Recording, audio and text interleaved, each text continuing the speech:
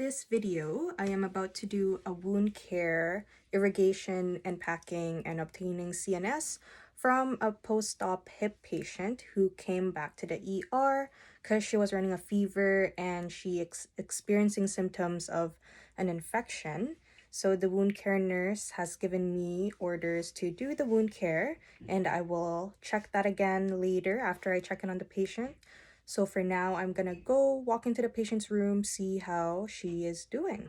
Well, before I enter the patient's room, I'm gonna perform hand hygiene. Hi, my name is Angel. I'm a student nurse. Is it all right if I come in? Yes. Okay, so I'm here to do a wound care session with you. So I'm gonna take off your old bandage. I'm gonna see what your wound is like, clean it up a little bit with irrigation, maybe put some packing into it, and then put on a new dressing. Are you okay with that? Mm-hmm. Is it okay if I just check your name and your birthday on your patient ID card? And can you tell me your name and your birthday, please? My name is Annika Pagara, and I was born on December 14, 2006. Okay, thank you. And then I would check her emergency equipment, if it's working, bed breaks, oxygen, suction, see if all the tubings are in place. How's your pain tolerance? Would you like to get pain medication before? Because it can be quite uncomfortable. Yes.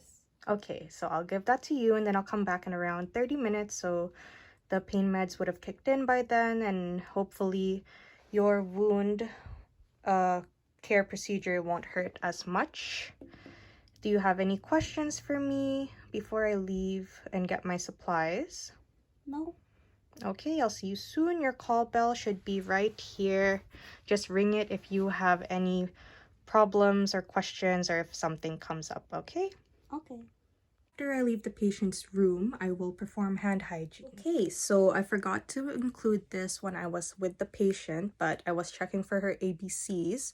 So that stands for airway, breathing, circulation, consciousness, and safety. So for the safety, I did all like the bedside equipment stuff, bed breaks. For airway, I could see that she was breathing just fine and she was responding to me. So it wasn't obstructed or anything. Breathing, her work of breath was normal. She wasn't like gasping for air. Circulation, when I went to touch her patient identifier band, her skin felt warm. It wasn't cool, it wasn't moist or anything, it was dry and warm. And then for consciousness, I didn't really ask the other questions, but she did say what her name and her birthday was. But to complete the consciousness assessment, I would ask if she knows where she is and why that is, like, so why is she at the hospital? And then I would ask if she knows what date it is. After performing hand hygiene, I will gather my supplies that I need for my wound care, irrigation and packing, and for the culture sensitivity test. I don't have the sterile Q-tip applicator or sterile Q-tip that kind of looks like the COVID testing thing that it comes in like a bottle. So then after I take the specimen, I can like close that up. So I will use this sterile Q-tip thing instead. So I have my dressing kit and then sterile gloves, non-sterile gloves. I have scissors and the irrigation syringe with a tip. And then I have measuring stuff, steri strips, packing gauze, and then sterile dressings for putting on top afterwards. And I also need a basin so then I can catch something when I'm like irrigating the wound with the water. And speaking of that, I also need normal saline, which I will pour into my dressing tray.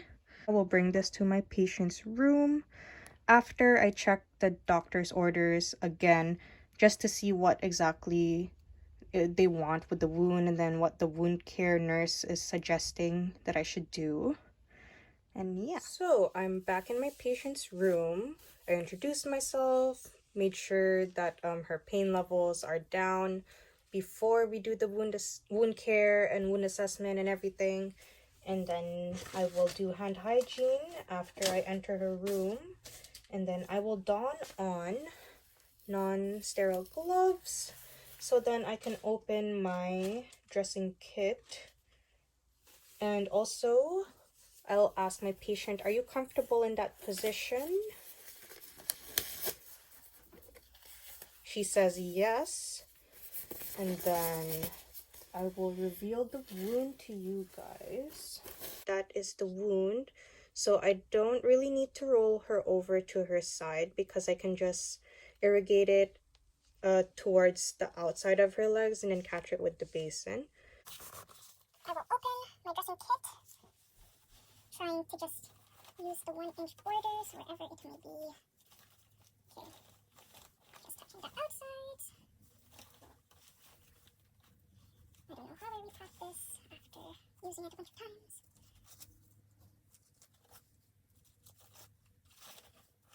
And center it. Take away this.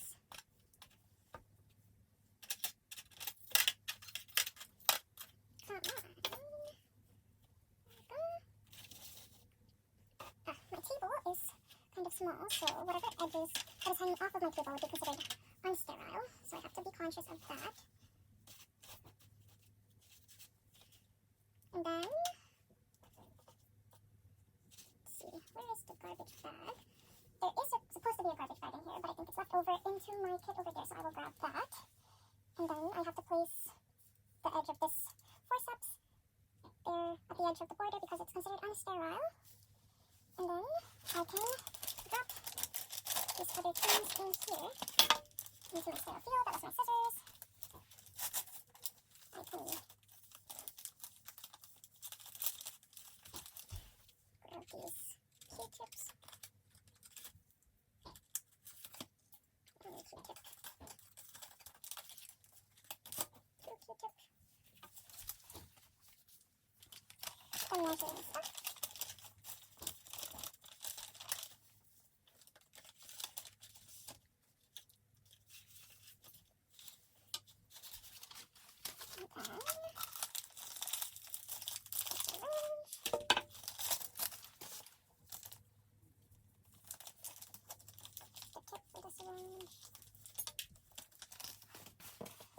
And then my dressing packing. Oh, I'll just leave it open and then I'll put it here so then I can just grab it with my sterile forceps later. This garbage bag was supposed to be part of my dressing kit, but I will put it here. So then I have my working triangle, can grab my supplies, work with the wound, and then put it away in the garbage. So let's pretend that was there from the very beginning. And let's pretend that there is an old dressing on top of that. So after I prepared my setup where the client is, I'll check in on the client. How are you doing? Are you still doing okay? Are you in pain or discomfort or anything? I'm good. Okay. So let's pretend that there's an old dressing on top of this right now, and in the report it said it was saturated. So I will, with my non-sterile gloves, I will gently peel away the dressing, the old dressing. I could use these forceps and peel away the edges, and then I would inspect the quality of the dressing so I could document it later, and then I would put that away into my garbage. And then now I'm addressing the wound so I can assess it before I irrigate it, and I can see that the peri wound is red, and then the edge of the wounds are dehisced. It's no longer well approximated, and it's also kind of red and it's warm to the touch, and we can see some sort of purulent drainage here inside. I can't tell if there's any tunneling or anything, so I'll find that out once I like measure it and everything. What else is there? So yeah, I can start measuring that. So if I just grab the measuring stick,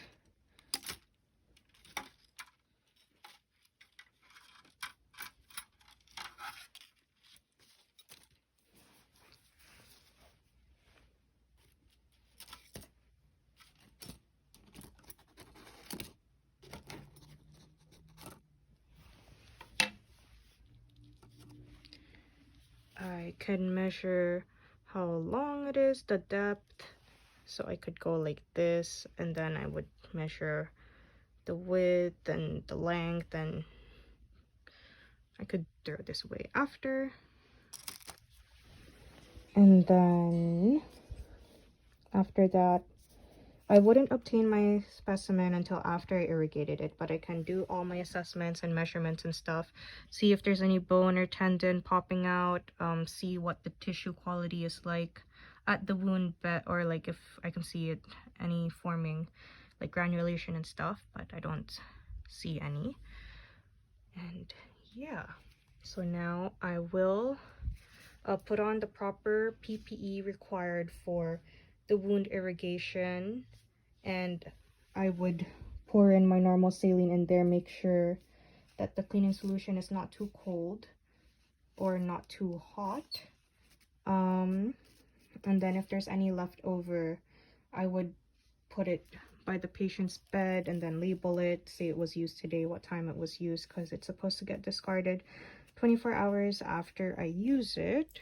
For irrigation, for the sake of being able to manipulate my equipment better, I am gonna don surgical sterile gloves. So I will doff my non-sterile gloves and then do hand hygiene, make sure I wash my hands properly, and then I will don on my surgical gloves.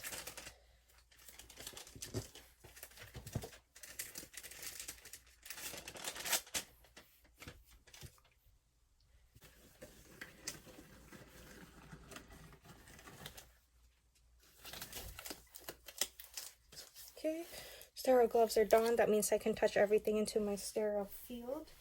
And I would have already poured out my normal saline, so then I can just draw up normal saline. And then I'm gonna let the patient know what I'm doing. I am about to just pour some water over your wound, and then I would have my basin here so it would catch it, and hopefully your bed isn't that wet. I could have placed an extra blue pad to absorb the water that would have been under there, so then their bed won't get wet. And I would inject the normal saline this way, and the basin would be here to catch the water. So then I would hold it an inch away like that, so then I can have better control of where the water is squirting over the wound. And I will do it gently and slowly, so then I don't damage the tissue or anything, put too much pressure on it. And I will continue to do this until the water that flows into the basin is clear. So I will do that, and then I'll ask the patient, are you feeling any pain while I do this? No. Okay, good. So then, after I irrigate it, I can discard this. And then I have to get a sample of your wound so we can send it off to lab, and then we can see what type of specimen is causing your infection, so we can give you more specific antibiotics. So I am swabbing the center of the wound bed, and then the irrigation couldn't get it off, so this is what I'm getting. And then I will put this into this container so then I can send it off to lab, and I can label it later with the right patient, what date it was collected, time, stuff like that. So now I can do the packing. I can use these scissors to cut the packing strip short if they're too long, and then I'll use these forceps and these gauze to dry the wound before I start packing it. And I did read the orders. The packing doesn't have to be soaked in normal saline, it's just dry packing. So to dry the wound, I would just gently pat, not really drag the wound, from the center and then to the sides, and then discard that. From the center, let me just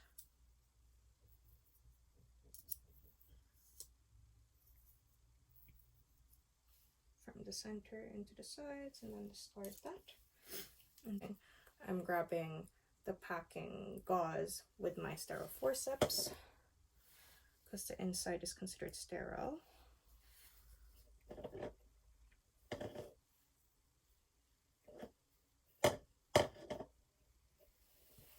So it's really long. That's why we need the scissors. And then I could also apply this extended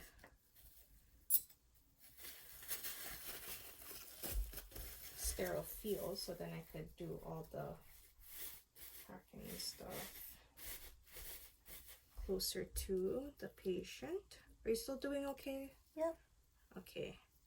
So I have a shorter one here. So what I have to do, I'm gonna put this gauze, do you see this? This gauze into your wound now. Just let me know if it's too painful or if something really hurts, and then we can stop for a while and take a break. So I have to roll this onto the forceps.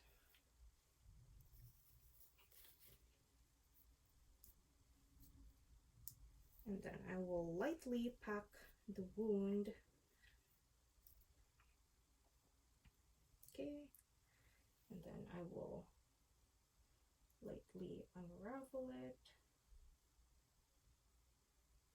and pack. Oh, and when I did the assessment, there was no tunneling or undermining or anything like that.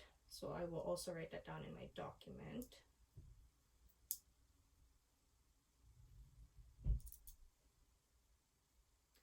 And then while I'm lightly packing, I have to remember to leave a tail out, so when they do wound care on her next time, they can know where to start. And then I can do that by applying a steri strip and just taping the tail onto the peri wound. So then yeah, I only needed that much. I thought I would need more, but that's enough. If I did use another packing strip, I would have to tie the ends and knot it and then put it in the wound bed, not in any of the undermining or tunneling. So then those stay together, but that looks good. So then I will apply the dressing and some tape, and then you are done.